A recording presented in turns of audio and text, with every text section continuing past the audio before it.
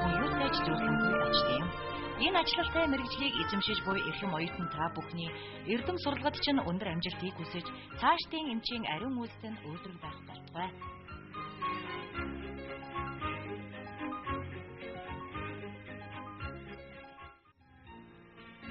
Цусны хүүдийн эмгэгтэй өвчтнийг үзэж шинжилгээхдээ дараах аргуудыг ашигладаг.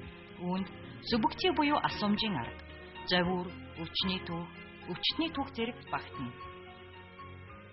Бодит үзлэг, ерөнхий үзлэг, хэвлийн тас газрын үзлэг орно. Хэвлийн өнгөц буюу баримжаа авах тэмдэглэлд илүү өвдөлттэй зэгийг олж тодорхойлох, мөн гүн тэмдэх аргууд тэмдэглэлийн арга багтана.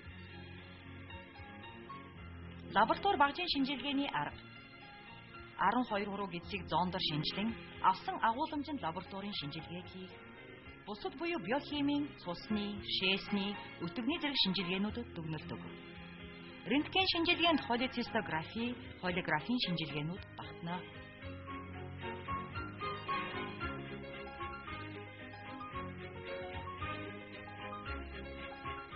Цусны эмгэгтэй өвчтөнд илэрх завиурууд.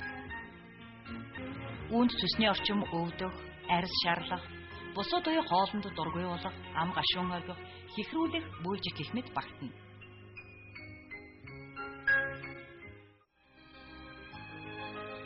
Цусны замын эмгэгийн үед баруун хавирганы нуман доогуур өвддөг.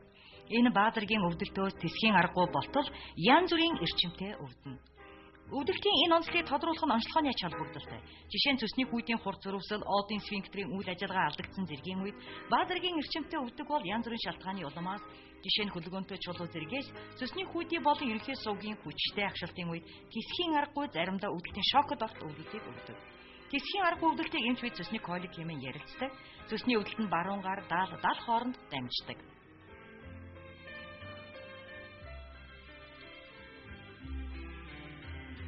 Өвчний түүхээс өөх тостой хуурсан, хайрсан хоол идсний дараа гинт өвдөлт үүснэ. Өвдөлтийн дараагаар заримдаа арьс баатарыг шарлах ба цусны ерөнхий сувг чулуугаар бөглөгсөн бол механик шарлалт үүсдэг. Арьс захтнаж шээс өтгөн хар цайшиг болох ба өтгөн өнгөгүй гарна, өтгөн өнгөгүй гарахыг ахалия гэнэ. Цусны хүүдийн хурц зөрвслийн үед баруун хавирганы нуман доогуур өвдгөөс гадна халуурах, хэвлийн хаан цочрох, цусны ерөнхий шинжилгээнд цагаан яс очрох зэрэг өвслийн шинжүүд гардаг.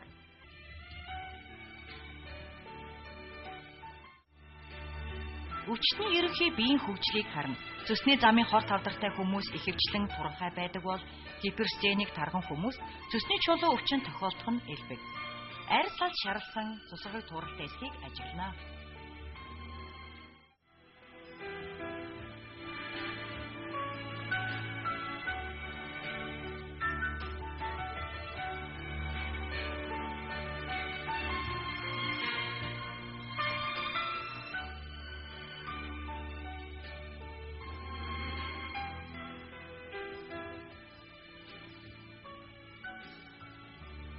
Эмч өвчтнийг нуруугаар нь дээш харуулж хэвтүүлэн хоёр гарыг нь их биеийн дагуу байрлуулж хөлийг хагас нуулна. Энэ байрлалд өвчтний хэвлийн булчингууд сулардаг.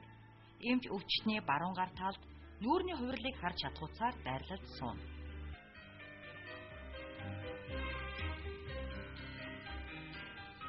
Хэсэг газрын үзэлг нь харж ажиглах аргаас эхэлнэ.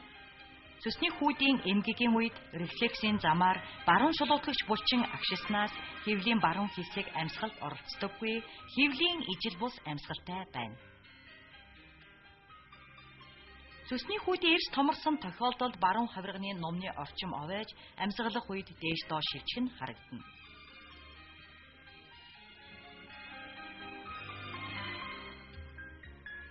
Тэмтрэх арга нь өнгөц гүн гэсэн хоёр арга байна.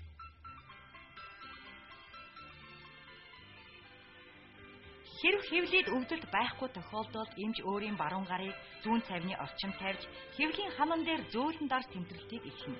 Цаашид гарыг 4-5 см дээшлүүлэн ижил хүч зайтайгаар эпигастр буюу ходоодны орчим руу чиглүүлэн үргэлжлүүлж өвдөлт илэрч буй эсхийг хэвлийн булчингийн чангарал, өвчтний байдал, нүүр царайны илрэл өгүүлэмжээс тодруулна.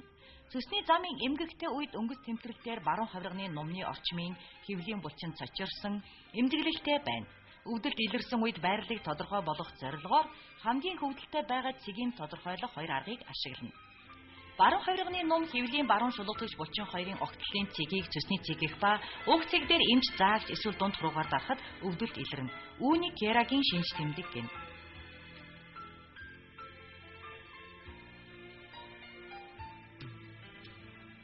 Хоёр дахь арга нь амьсгалын хөдөлгөөнийг ашигладаг. Цэсний цэг дээр эмч эрхий хуруугаараа дараад өвчтнийг амьсгалаа гүнзгий гарга гэсэн командыг өгнө. Амьсгал гаргаж байх хооронд эрхий хуруугаараа дээш нь баруун хавирганы ном руу шахаж өгнө. Дараа нь өвчтнийг гүнзгий амьсгал ахуулахад элэг болон цэсний хүүдийн үлдсний хөдөлгөөнөөр хамт доошилж тэмдэг шуруунд томор чинэрсэн цэсний хүүдийг шүргснээс өвдөлт өгнө. Образцов-Стражинскийн гүн тэмдэрх аргаар цэсний хүүдийг тэмтэрнэ.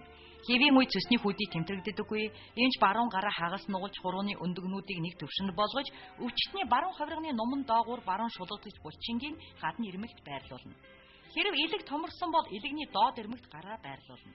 Дараа нь өвчтний амьсгалыг гүнзгий гаргуулад эмч байрлуулсан баруун гараа гулгах хөдөлгөөнөөр баруун хавирганы номон доогуур шургуулж гүнзгий амьсгал авахыг зөвлөнө. Эмч гарыг шургуулсан байдалд хэвээр байлгах ба цэс өрцний хөдөлгөөнөөр доошилж томорсон тохиолдолд хурууны үзүр цэсний хүүдийг мэдрэгдэнэ.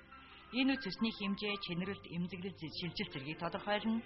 Хэрэв цэсний хүүдийн том, уян, өвдөлтгүй хөдөлгөөнтэй тэмдэгдэж байвал Круазагийн шинж гинэ.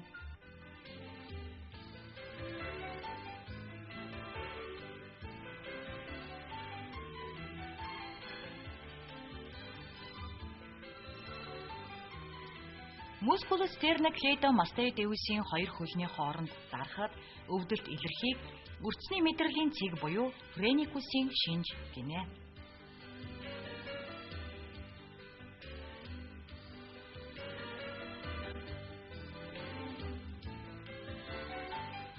Цэсний өрөвслийн үед арьсны хит мэдрэгжилт болсон талбайг олох шаардлагатай.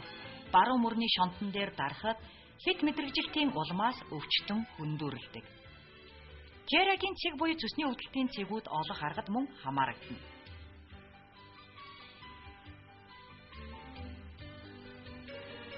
Хүйс баруун хавирганы ном хоёрыг холбосон шугамын голд эмч заагч хуруугаар дарахад өвдөлт мэдрэгдэнэ.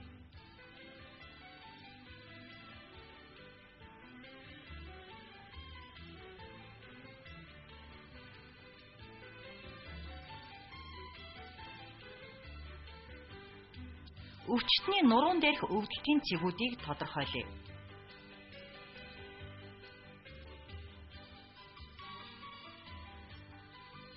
Баруун долны доод ирмэгт цэсний хүүдийн арын проект байх тул дарахад эмзэглэнэ.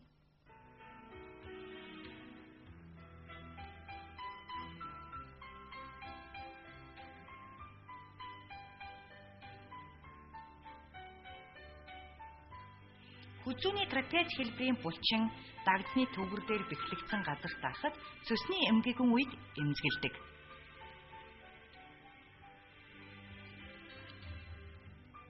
Наймаас 11-р нугламын сэртэнд өвдөлтийн цэгүүд байна. Үүнийг олохдоо хоёр далны доод өнцгийг тодорхойлоод хооронд нь холбосон шугам татахад нурууны 7-р нугламтай давхцдаг.